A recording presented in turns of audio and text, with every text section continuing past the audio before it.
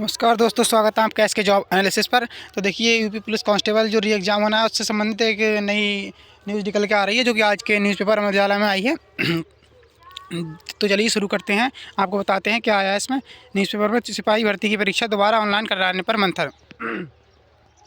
सिपाही भर्ती परीक्षा में गड़बड़ी के बाद दोबारा लिखित परीक्षा कराने की तैयारी में जुटा उत्तर प्रदेश पुलिस भर्ती प्रोन्नति बोर्ड। ऑनलाइन परीक्षा के विकल्प पर भी विचार कर रहा है। सूत्रों के मुताबिक उच्चाधिकारी दोबारा होने वाली लिखित परीक्षा के पूर्व बनाने के लिए सारी संभावनाओं को टटोल रहे हैं। और ये लिखा है, दोबारा परीक्षा कराने में हल्द्वानी भर्ती बोर्ड अब कई विकल्पों पर कर रहा है विचार।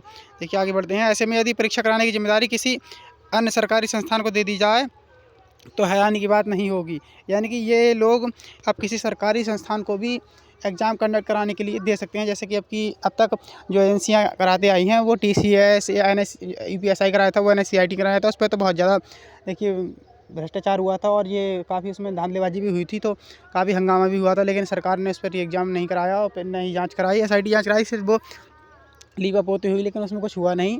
अगर सरकार उसमें भी अच्छे से जांच करा दी तो वो भी पेपर दोबारा से कराना पड़ता सरकार को।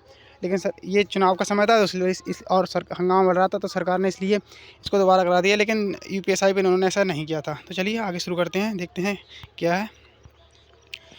ऐसे में यदि परीक्षा कराने की जिम्मेदारी किसी अन्य सरकारी संस्थान को दे दी जाए तो हैरानी की बात नहीं होगी। दरअसल सिपाही से सीधी भर्ती परीक्षा में गड़बड़ी के बाद बिना संभारी के दोबारा परीक्षा कराना बोर्ड के लिए मुसीबत का सबब बन चुका है। अधिकारी इस बात यानी कि इन्हें भी लग रहा है कि दोबारा ही परीक्षा कराएंगे तब भी कुछ ना कुछ गड़बड़ हो सकती है, क्योंकि ये सबसे बड़ा यूपी में सबसे बड़ा स्टैम्प चैलेंज कोई है तो वो है फेयर एग्ज़ाम कराना। क्योंकि फेयर एग्ज़ाम आजकल कोई भी यूपी PSC से लेकर UP police constable, UP TET से लेकर और यूपी SSS तक कोई भी पेपर आजकल बिना धांधली के नहीं हो पा रहा है। तो इन्होंने ये साफ साफ यहाँ पे लिखा है। आगे देखते हैं। अधिकारी इस बात को लेकर हल्कान हैं कि दोबारा परीक्षा कराने के दौरान पेपर लीक गैंग और सॉल्वर गैंग और नकल माफिया से कैसे बचा जाए। ये तो इन्हें भी पता है कि नकल माफिया और पेपर लीक गैंग, जो सॉल्वर गैंग है, वो सक्रिय हो जाते हैं एग्जाम के टाइम और वही पेपर लीक कराते हैं। यानी कि चाहे वह प्रिंटिंग प्रेस से हो या फिर एजेंसी के कर्मचारी हों या फिर सरकारी कर्मचारी हों। तो इन्होंने आगे लिखा है, वहीं परीक्षा कराने वाली कार्यदायी एजेंसी का चयन भी दोबारा होना है। यानी कि जो कंडक्टिंग एजेंसी है, जो अभी इसने कराया था, सतबट कंपनी थी, शायद सतबट या सैटबैट कंपनी थी, जो शायद हैदराबाद की।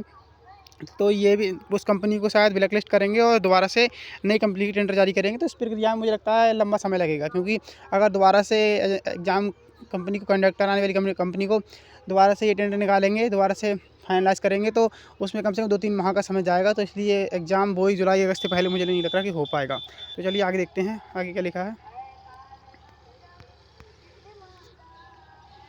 इसमें लिखा है, कार्यदायी एजेंसी का चयन भी दोबारा होना है, जिसके लिए निजी एजेंसी को देने की हिम्मत अधिकारी नहीं जुटा पा रहे हैं।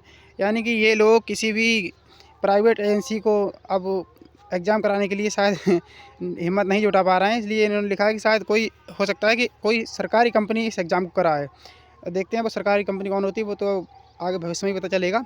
इसमें आगे लिखा है, कई अधिकारियों का मत है कि भर्ती बोर्ड को दिल्ली पुलिस की आदि की तरह परीक्षा कराने वाली किसी ऐसी सरकारी संस्था की सेवा लेनी चाहिए जिसके पास पेपर लीक लगाने पर अंकुश लगाने का पुख्ता इंतजाम रहता हो। यानी कि दिल्ली पुलिस की तर्ज पर अगर ये एग्ज़ाम कराएंगे तो पेपर ऑनलाइन कराना पड़ेगा, क्योंकि दिल्ली पुलिस का एग्ज़ाम अब तक TCS कराती आई है, जो SSC के द्वारा होता है। SSC कराती है TCS के द्वारा।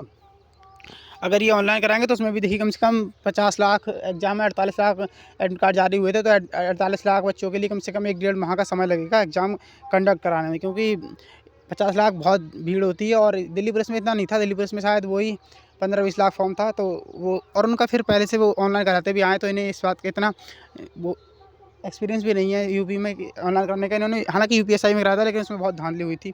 चलिए आगे देखते हैं कि आगे क्या लिखा है।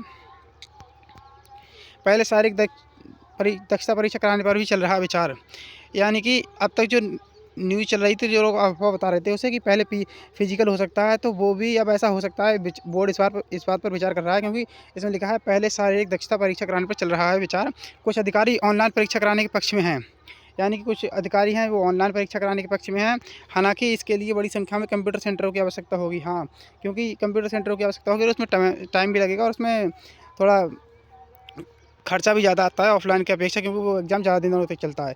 वहीं 2 वर्ष तक पूर्व आयोजित दरोगा भर्ती की ऑनलाइन लिखित परीक्षा में तमाम गड़बड़ियाँ सामने आ चुकी हैं, क्योंकि इसमें इन्होंने साफ लिख दिया है कि उसमें भी काफ़ी धांधलीबाजी होती है, गड़बड़ियाँ सामने आ चुकी हैं। जिसके बाद परीक्षा केंद्र बनाए गए, कंप्यूटर केंद्रों के संचालकों के खिलाफ मुकदमे भी दर्ज हुए थे।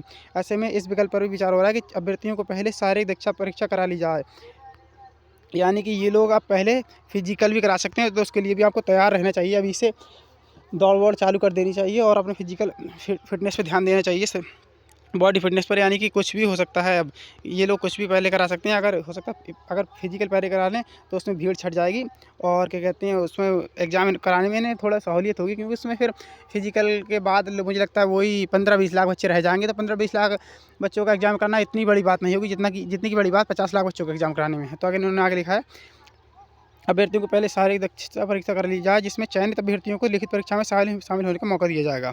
तो यही है साहब साहब, ये अब सरकार से मंजूरी लेनी पड़ेगी, क्योंकि उसके लिए नियमावली बदलनी पड़ती है। तो हो सकता है सरकार से मंजूरी लेके ये पहले फिजिकल करा दें। तो उसके लिए भी आपको लोगों को तैयार रहना चाहिए, बिल्कुल कुछ भी हो सकता है। तो ठीक है, यही आपको बताना था।